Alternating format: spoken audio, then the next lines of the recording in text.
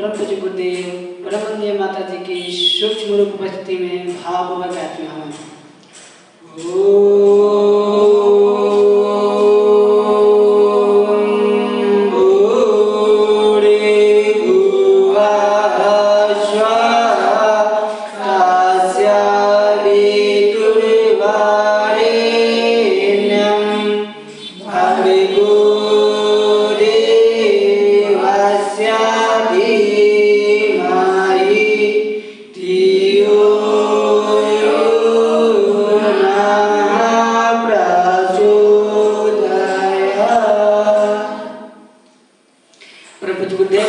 माता जी की सूक्ष्म उपस्थिति में बैठे आप सभी देवतुल्य भाइयों को मेरा प्रणाम।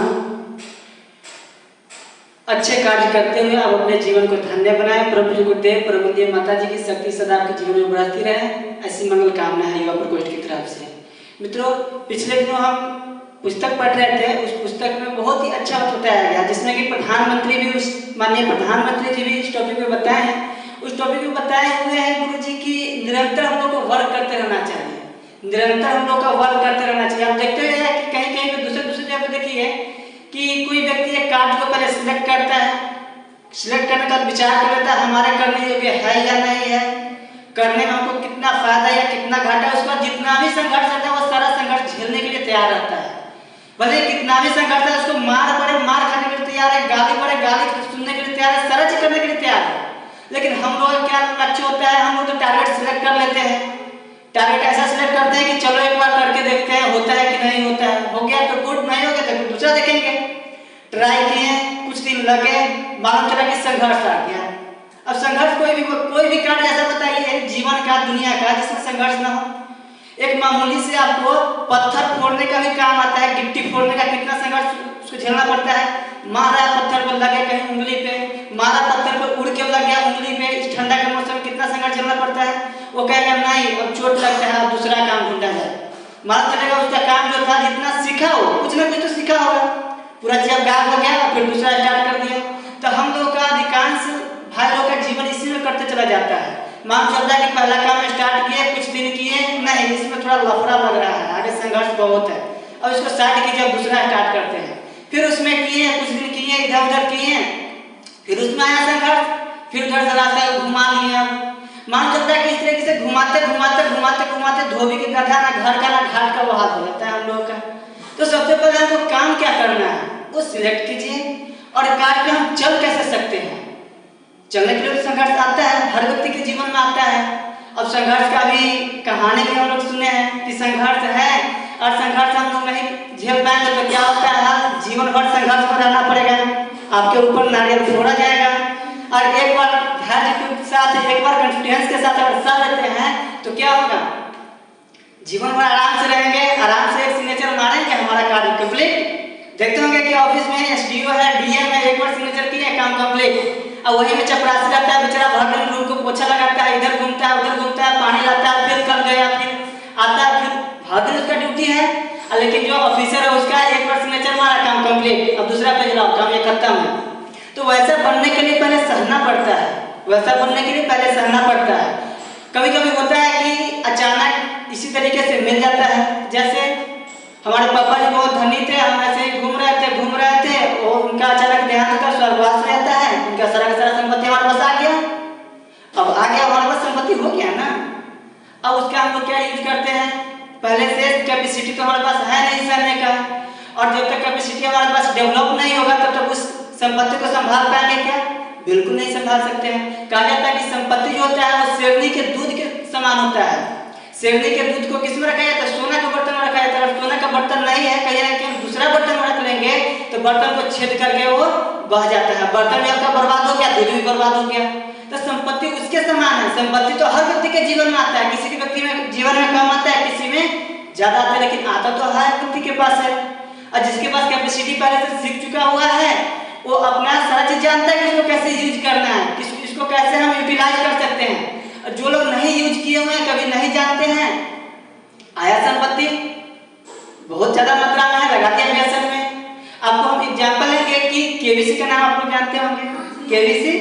हाँ, केबीसी में 2011 में जो व्यक्ति 5 करोड़ रुपया जीते थे उनके बारे में बता रहे हैं। उनके बारे में अभी जो बराबर जारी करते रहता है कि उनका एकदम दयनीय हाल हो चुका हुआ है। वो जैसा कि बताते हैं, अपलोड किया है मीडिया पर किया गया है कि वो बताते हैं कि हमारे पास अचानक रुपया आ गया, रुपया तो प्रचुर मात्रा में आया। उसके बाद हमारे पास मीडिया से बराबर आने लगा, कांटेक्ट कर रहा है कि भाई साहब क्या कर रहे हैं वर्तमान में, अभी क्या आपका क्या प्लान चल रहा है। वो तो मीडिया का काम है कि मार्केट में कुछ छाए रहेंगे, तो इसलिए ये क्या करने लगे कि कुछ प्लानिंग वगैरह करते नहीं थे, क्या करना है नहीं करना है, जैसे मन वैसे किसी चीज का दुकान में इन्वेस्ट कर दिए, कुछ पूंजी लगा दिए, मान चला कि दुकान 2-4 महीना चला, दुकान अब ठप। अब टैलेंट उसके पास है नहीं और बस कैपेसिटी नहीं है संभालने का, क्या होगा। और आजकल का नौकर को जानते ही हैं कि मालिक अगर कॉन्फिडेंस के साथ है तभी नौकर आपको 80% वर्क करता है, 100% नहीं, 80%। आपको बता दें कि मामूली में अभी छोटा जो आता है वर्क करने के लिए, उन लोगों का कॉन्फिडेंस इतना रहता है कि वो आपस में बात करते हैं।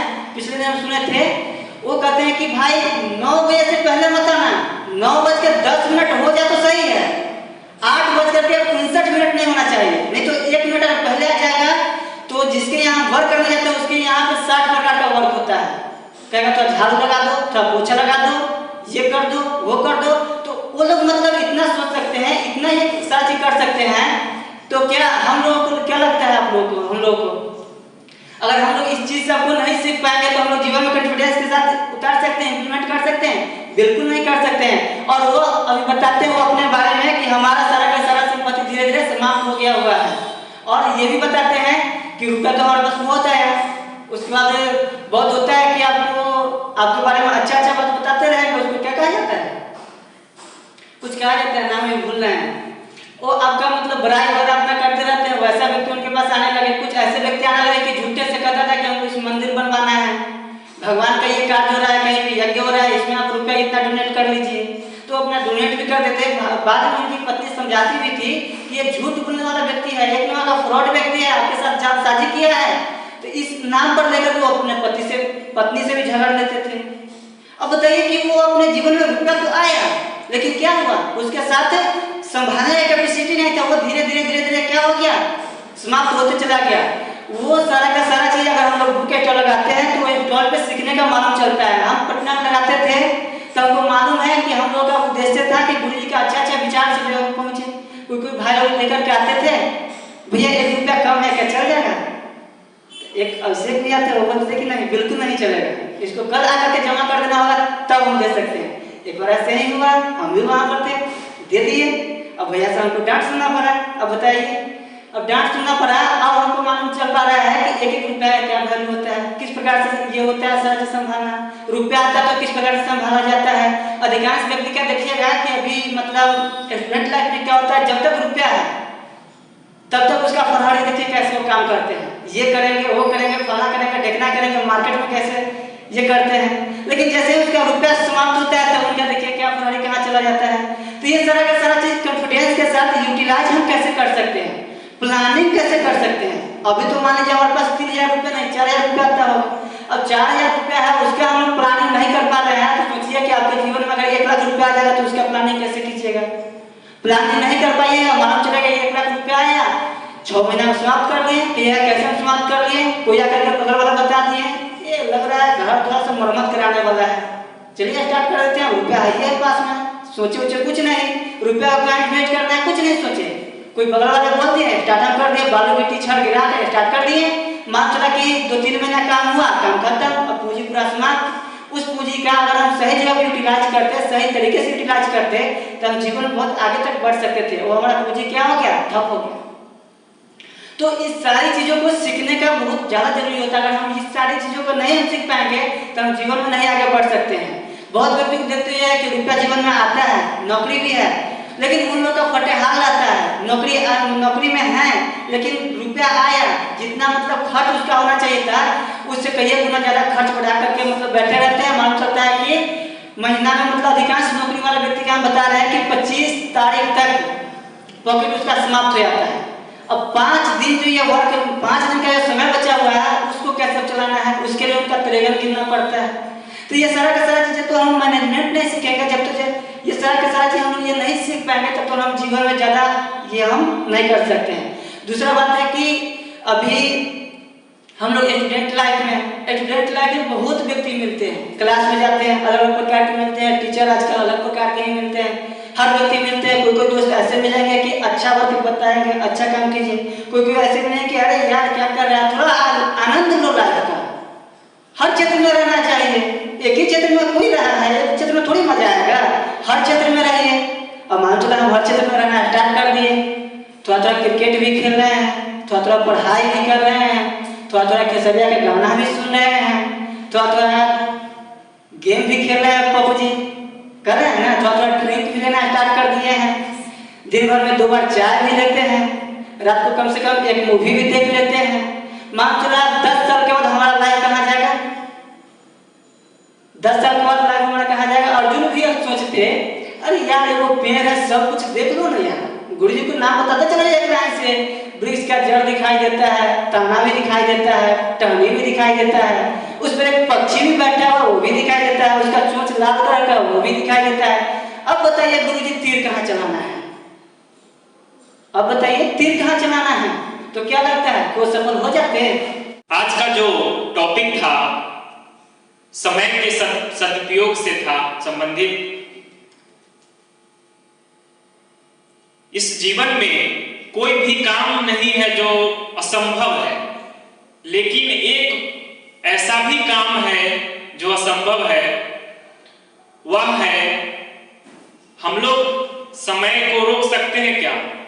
सभी लोग कहते हैं कि कोई भी काम इस धरती पे नहीं है जो संभव नहीं है, लेकिन एक काम हुआ है जो हम लोग जो समय हमारे हाथ से निकल जाता है, व्यतीत कर देते हैं, उसको हम लोग वापस नहीं कर सकते हैं।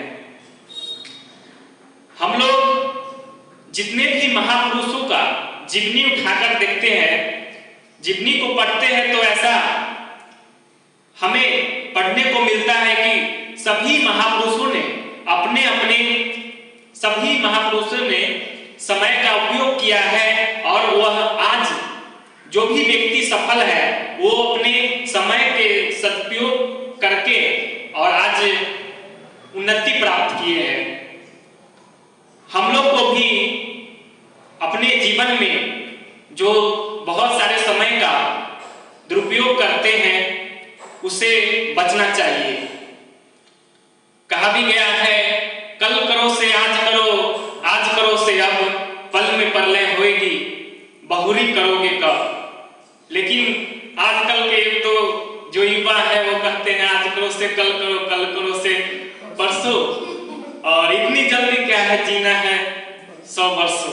तो हम लोग को ऐसा नहीं करना है। जो ऐसा युवा कहते हैं तो उनको समझाना है, ऐसा नहीं होता है। हम लोग का जो समय मिला है उसको, जो वर्तमान समय है उसका सदुपयोग करना है। और यहाँ पे हम आते हैं, मार्गदर्शन भी मिलता है सभी भाइयों को। सबसे पहले तो मैं गौरव भैया, नीतीश भैया को धन्यवाद देना चाहूंगा कि यहाँ पे आके और उन लोगों ने जो मार्गदर्शन दिया हमें, सुबह उठने का तरीका, उसके माध्यम से आज हमें जो फायदा दिखाई दे रही है।